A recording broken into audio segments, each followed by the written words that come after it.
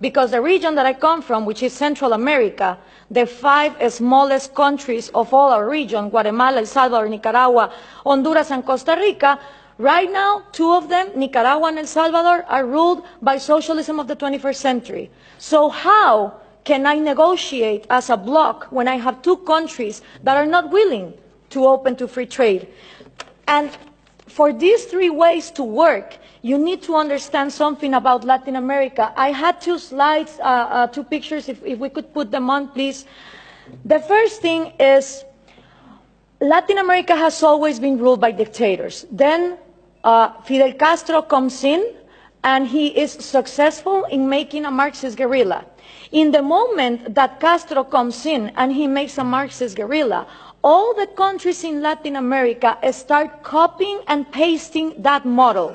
You had Marxist guerrillas everywhere, Guatemala, Nicaragua, Peru, trying to do the same thing as Castro, financed by the Soviet Union and with the intelligence of Cuba. 1989 comes, the Soviet Union collapses, and the left Marxist wing of Latin America, the socialist sectors, they are in trouble, because now they don't have the money of the Soviet Union to keep on going with these violent guerrillas, but they still want to come to power. So what do? Well, Fidel Castro gathers together with Lula da Silva, and they form the first Forum of Sao Paulo. The Sao Paulo Forum is a parliament that every year gathers together to further on the socialist agenda. And they start working on 1990. In 1998, they put their first president, Hugo Chavez. And that was a relief for Cuba, because the money that the Soviet Union was lacking to give, the oil of Venezuela started giving. And now that the oil prices are coming down, they are hoping for Colombia to advance on the agenda to give FARC, the Marxist guerrilla drug dealer of Latin America, places in power. If this happens, we're going to have the first narco-socialist government, which will mean that the money of drugs, it's infinite. It doesn't depend on the market like oil, and then you have another socialism of maybe the 22nd century. So what we need to understand is this regional strategy is not only put in place in Venezuela, it has been put in place and tested in Brazil, Argentina, Chile, Uruguay, Nicaragua, El Salvador. And the places where they haven't governed, they have people who are waiting to come to power. When we understand this, we also understand that when the Berlin Wall fell and communism was a thing of the past, in Latin America we voted for the so-called neoliberal governments, the right-wing presidents that were going to open the market. These people gathered together in the Washington Consensus, and they promised that they would give us free market. What did they do? They privatized everything. They privatized electricity, trains, radio stations, but they didn't liberalize them.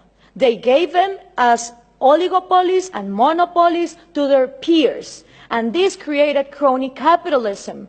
But for most of the population, the one to blame was free market. I don't know if we can now put the picture, please.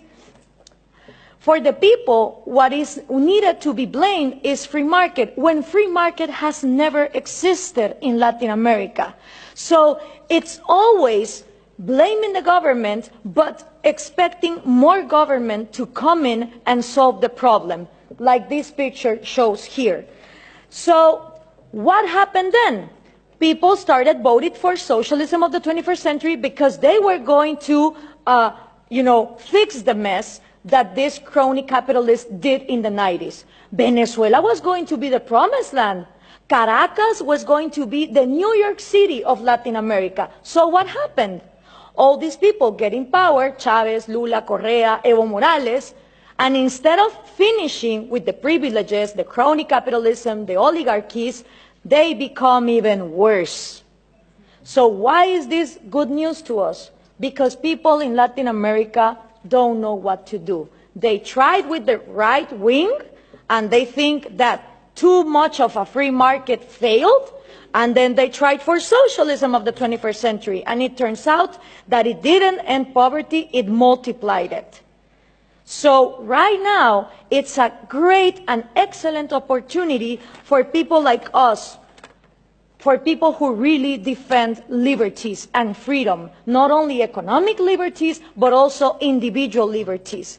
Because in a moment where there is frustration to the left and to the right, and everything has been tried, and all of them are statists who want to control the economy, is great news for people like us who want to defend freedom. The examples given here from different regions of the planet demonstrate that freedom works.